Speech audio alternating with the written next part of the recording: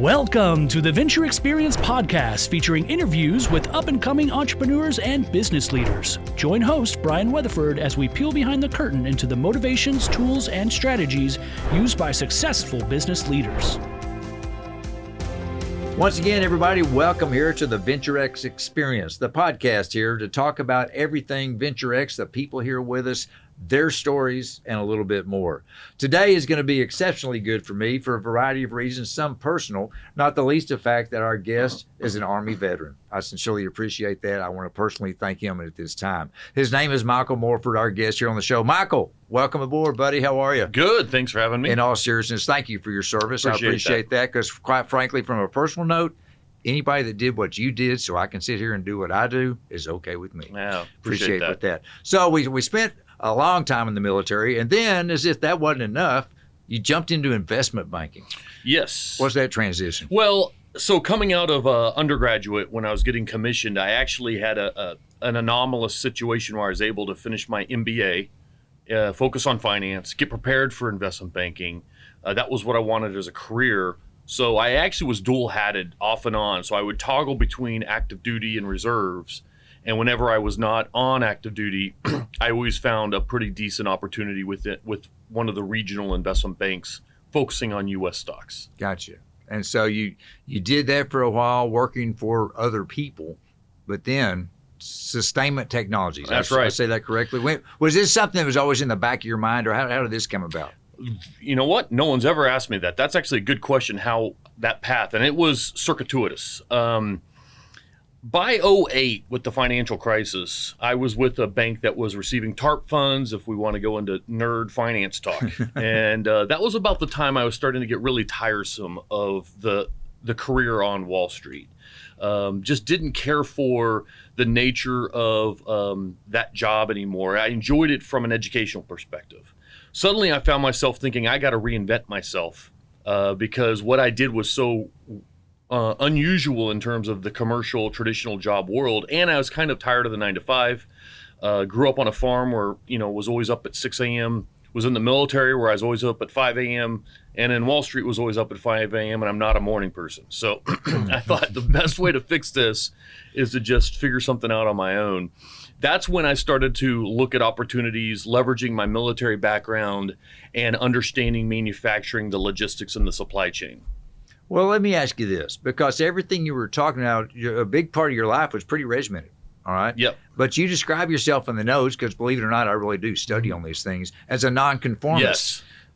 How does that work? Yeah, I probably would have had a great career on Wall Street or in the military if I would have been less rebellious. No, I always have believed in what I've done, and passion has always driven me. And whenever I lose passion in what I'm doing, that's my telltale sign that that's just not the path I want to be on anymore. So in early days of Wall Street for me, we're talking mid-90s, when you still had an opportunity as an investment banker to help small companies go through the stages of growth from an IPO to a secondary to become a mid and large cap company. That appealed to me. I felt like I was doing value to the economy. In the military, I always had a passion for what I did. I still would love to have served for a career, but by the situation arising where my skill set as a logistics officer at a theater level, nerd talk, was getting to the point where I was facing a series of deployments for the foreseeable future around 05, 06.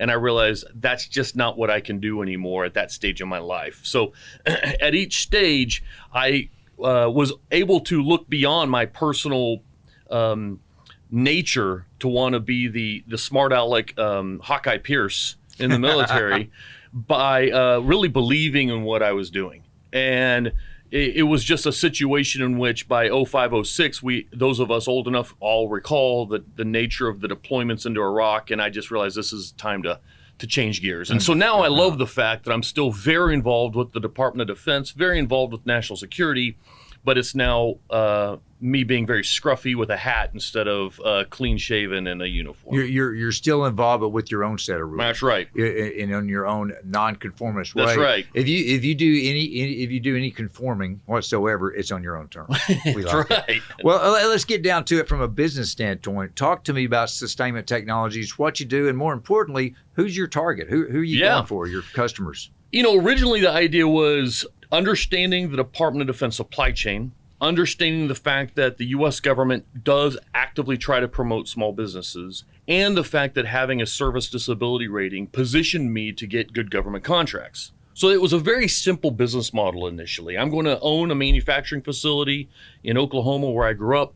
I'm going to make replacement parts for the older aircraft like a B-52 or a KC-135 tanker, and it'll be a nice business, and I'll grow a shop. I quickly started to see a manufacturing industry that was completely bifurcated, a supply chain that now everyone likes to talk about because COVID has created this awareness. But, circa 2018, 2019, that was the most boring topic you could discuss. I started to see how crippled our supply chain was in terms of domestic manufacturing. I started running into my own roadblocks, in theory, having the best setup possible to start to do DoD contracting. And I realized it's no mistake of the DoD, and it's no mistake of any small business. It's just the nature of the manufacturing industry over the last 30 years, globalization, digitization, mergers, the haves and have-nots. And it started to become a realization that if it's this hard for me, then it's probably this way for every small and medium-sized manufacturer, mom and pop around the country. There's got to be a better solution. And luckily, I just kind of was aware of the technologies that if you piece together, you could possibly create something that could really change manufacturing in the U.S. So is it fair to say that what you do at one level or another could be used regardless of the industry? That's correct. So, right now our focus has been Department of Defense because they are probably the most in need. If you think of auto, ag, oil field, anything that requires manufacturing, a lot of it is newer equipment. So it's not like Toyota or Ford has to worry about maintaining a supply chain for a 1982, Corolla. Yeah, I was about to say Corolla. I'm like, wait, that's not Ford.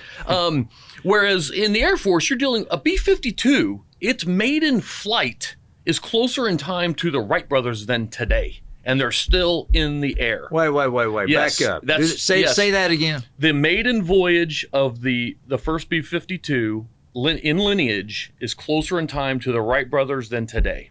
And we're still using them. And we are still but they're amazing aircraft. The depot level sustainment, which is kind of the military term for keeping the birds in the air, is incredible. And it is a testament to the quality of DoD sustainment effort. But the bottom line is you have companies that made airplanes like the A-10 that don't even exist anymore, a DoD supply chain that's trying to find replacement parts that haven't been made in 40 years, dealing with technical drawings that exist just on what's called Mylar. It was even before computers. And so the pressure points were so pronounced within DoD. That's our start. So the Air Force has been a partner with us from the beginning, but we are developing this to be across all sectors because part of the belief is if we're going to regrow American manufacturing, reshore American manufacturing, you've got to create it so it's easier for a smaller company to go into other sectors. So if we just created this monolith solution where it's only going to work in DoD, we are kind of failing ourselves. And that small mom and shop in Duncan, Oklahoma that has been making parts for Halliburton for 3 generations, they need to be able to shift gears to EV, or to alternative energy wind farms and things of that nature. And that's a hard thing to do. So it's bifurcated, but we are expanding across sectors. Well, and I was going to ask you about that. I appreciate you bringing it up because technology, let's face it, everything you're doing today is going to be old news tomorrow. That's right. I say that, but then I learned the B-52 is still around. So now I'm really confused. Right. But in a nutshell, a company like yours is always evolving. I mean, everything that you do, we discussed earlier, can be easily transitioned, maybe not easily, but can be transitioned to other industries. Yep. Anything going on now? Anything new? It's exciting because the base architecture, and I'll stop real quick and say, I may have come up with this idea, but I can't write a line of code. So we have a team of developers across the U.S. We have these data scientists. I was very fortunate. I'm not good at many things, but I was at least good at finding the right people to come on board. And Brett Boyd, my co-founder, is great at running an organization. He actually is who you should think. He was a multiple deployment special forces ranger. Like, this guy is pretty hard charging. I was a logistics officer. I always was clean shaven in the back. But so we have built this organization with the constant future in mind. So we talk about this data asset, we talk about this software, we talk about what we're creating, but underneath it is this really exciting artificial intelligence in which we're going towards a future situation where instead of the pandemic, where you had people saying, who makes ventilators? We should have been able, leaders in the US should have been able to say who could make ventilators if they had the right information, and who has those machines to make that if they knew what was needed. And that's where we're heading with the artificial intelligence. So we've been very fortunate over the last few months to start to develop very good relationships with the National Institutes of Science and Technology. They have not just the standards on manufacturing, but the White House Industrial Policy team as well.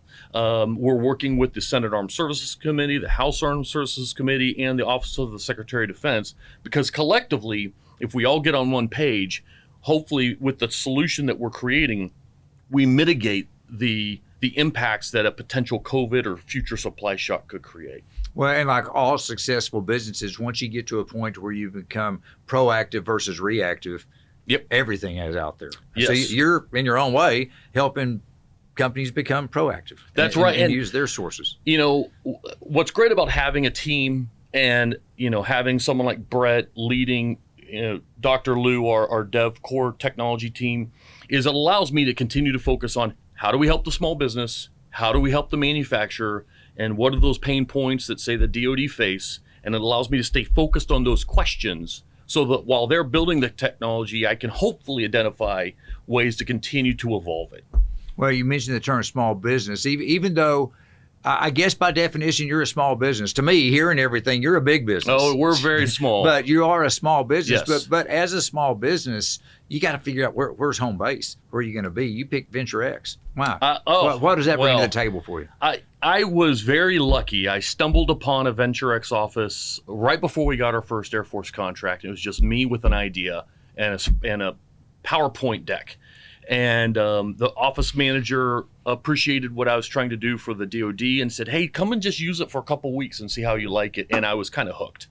So, you know, the Venture X location here at the Realm at Castle Hills is just a perfect environment for me. It allows me to just come in. I have little children at home, so work from home is not something that is a good idea for me. And it allows us to expand. So we already have, I think, about 6 guys here now. And hopefully our some of our core dev team and data scientists will start filling up the offices around us. Well, and not only that, you'd mentioned the fact earlier that you have people all over the country working for you in different things. These places are all over the place. That's exactly right. And so there's another opportunity as well. And we do believe that the underlying architecture has the potential to help create regional, localized, resilient supply chains, obviously U.S. focused first.